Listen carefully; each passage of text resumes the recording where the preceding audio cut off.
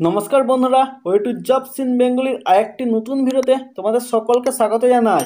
বিভিন্ন গ্রামীণ ব্যাংকে প্রচুর সংখ্যক শূন্যপদে নিয়োগের বিজ্ঞপ্তি প্রকাশিত হয়েছে। তোমরা যারা ভারতীয় নাগরিক অর্থাৎ পশ্চিমবঙ্গের যে কোনো জেলা থেকেই এই পদগুলোর জন্য আবেদন করতে পারবে। ছেলে মেয়ে উভয়ই আবেদনের যোগ্য। এই পদে আবেদনের জন্য তোমরা কবে থেকে অনলাইন অ্যাপ্লিকেশন করতে পারবে, অনলাইন অ্যাপ্লিকেশনের লাস্ট ডেট কবে, তোমাদের কি বেতন হবে, কতগুলো ভ্যাকান্সি রয়েছে, কি তোমাদের শিক্ষাগত যোগ্যতা চাওয়া হয়েছে, কোন কোন পোস্টে নিয়োগ করা হবে, এ টু জেড আলোচনা করো এই ভিডিওর মাধ্যমে। তাই বন্ধুরা, সম্পূর্ণ ইনফরমেশন পাওয়ার জন্য অবশ্যই ভিডিওটি প্রথম থেকে শেষ পর্যন্ত দেখবে। আমাদের চ্যানেলে নতুন হয়ে থাকলে অবশ্যই চ্যানেলটিকে সাবস্ক্রাইব করে পাশে থাকা বেল আইকনে ক্লিক করতে ভুলবে না। চলো বন্ধুরা, দেখে নেওয়া যাক যে মূল বিজ্ঞপ্তিতে কি বলা হয়েছে।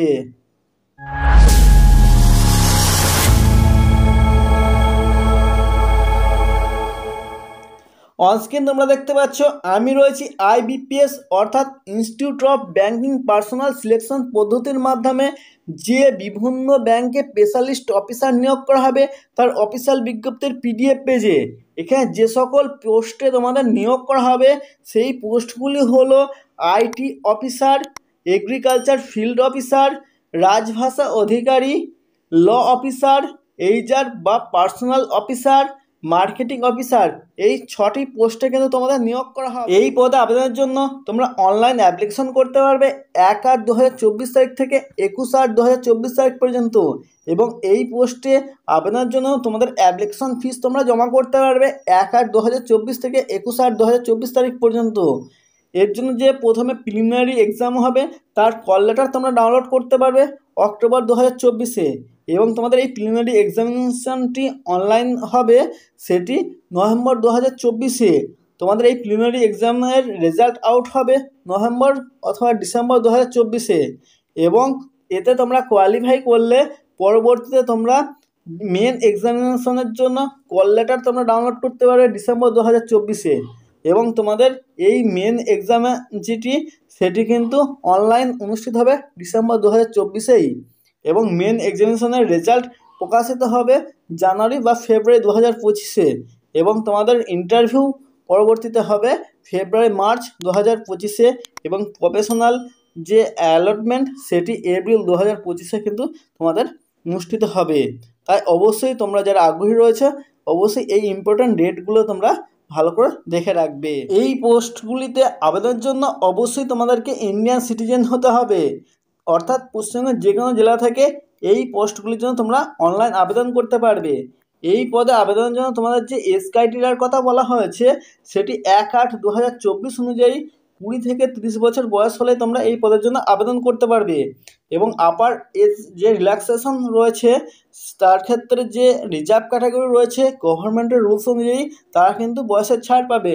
যেমন SC/STরা 5 বছরের জন্য, ওবিসিরা 3 বছরের জন্য, যারা পার্সন উইথ বেঞ্চমার্ক ডিসেবিলিটি রয়েছে তারা 10 বছরের জন্য, এবং অন্যান্য যা রিজার্ভ ক্যাটাগরি রয়েছে গভর্নমেন্টের রুলস অনুযায়ী কিন্তু তারা বয়সের ছাড় পাবে। এই পোস্টগুলিতে আবেদনের জন্য তোমাদের যে এডুকেশনাল কোয়ালিফিকেশন চাওয়া হয়েছে তা তোমাদের কমপ্লিট থাকতে হবে 21/8/2024 তারিখের মধ্যে। দেখো এখানে যে পোস্টগুলির কথা বলা হয়েছে তার মধ্যে প্রথম যেটি রয়েছে আইটি অফিসার, এর জন্য তোমাদের বয়স হতে হবে 20 থেকে 30 বছরের মধ্যে। এবং এডুকেশনাল কোয়ালিফিকেশনের ক্ষেত্রে বলা হয়েছে 4 বছরের ইঞ্জিনিয়ারিং অথবা technology degree in computer science অথবা কম্পিউটার অ্যাপ্লিকেশন বা ইনফরমেশন টেকনোলজির মধ্যে যে কোনো একটি তোমাদের কোর্স করা থাকলে তোমরা এই পদের জন্য আবেদন করতে পারবে। অথবা যাদের পোস্ট গ্র্যাজুয়েট ডিগ্রির সঙ্গে ইলেকট্রনিক্স বা ইলেকট্রনিক্স টেলিকমিউনিকেশন অথবা তোমাদের ইলেকট্রনিক্স অ্যান্ড কমিউনিকেশন বা এই যে কম্পিউটার অ্যাপ্লিকেশন এই কোর্সগুলো করা থাকলেও তোমরা এই পদের জন্য আবেদন করতে পারবে। অথবা গ্র্যাজুয়েট পাস তোমাদের DOE/ACC বি লেভেলেও তোমরা পাস করে থাকলে এই পদের জন্য আবেদনের যোগ্য।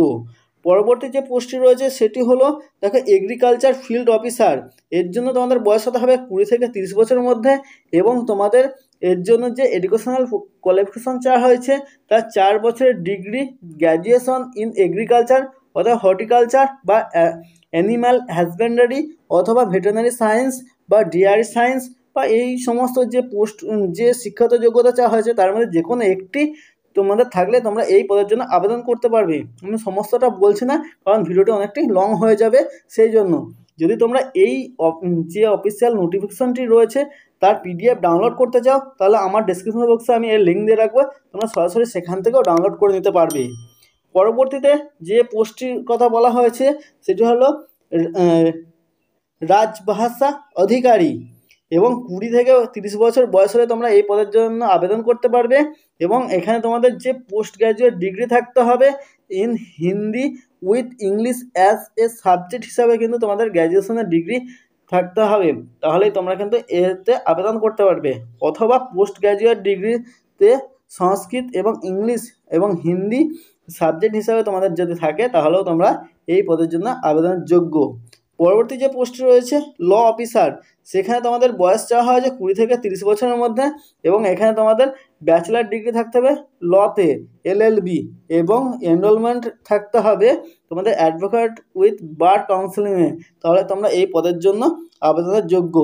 পরবর্তী যে পোস্টটি রয়েছে সেটি হলো HR বা পার্সোনাল অফিসার, সেখানে তোমাদের বয়স চাওয়া হয়েছে 20 থেকে 30 বছরের মধ্যে, এবং অবশ্যই গ্র্যাজুয়েট, তার সঙ্গে 2 বছরের full time post graduate degree, অথবা তোমাদের 2 বছরের দেখো পোস্ট গ্র্যাজুয়েট ডিপ্লোমা থাকতে হবে পার্সোনাল ম্যানেজমেন্টের ওপর বা ইন্ডাস্ট্রিয়াল রিলেশনের ওপর, অথবা HR বা HRD অথবা সোশ্যাল ওয়ার্ক বা লেবার ল এর আন্ডারে কিন্তু করা থাকলে কোর্স, তাহলেই তোমরা এই পদের জন্য আবেদনের যোগ্য।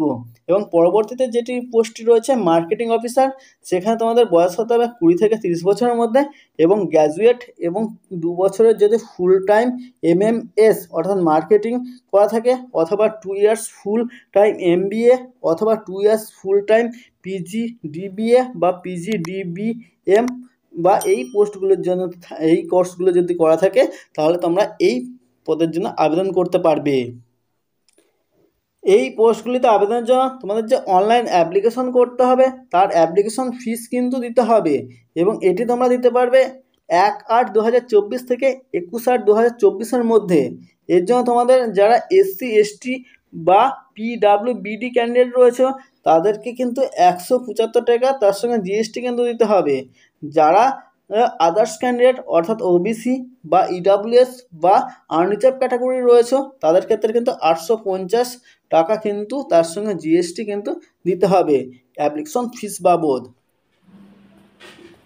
বিভিন্ন ব্যাংকে যে স্পেশালিস্ট অফিসার 2025-26 তোমাদের নিয়োগ করা হবে তার কিন্তু ভ্যাকান্সি এখানে দেওয়া রয়েছে। দেখো এগ্রিকালচার ফিল্ড অফিসারের ক্ষেত্রে যে ব্যাংকে কতগুলো কি ভ্যাকান্সি রয়েছে সমস্ত কিন্তু এখানে দেওয়া রয়েছে, তোমরা এখানে দেখতে পাচ্ছ।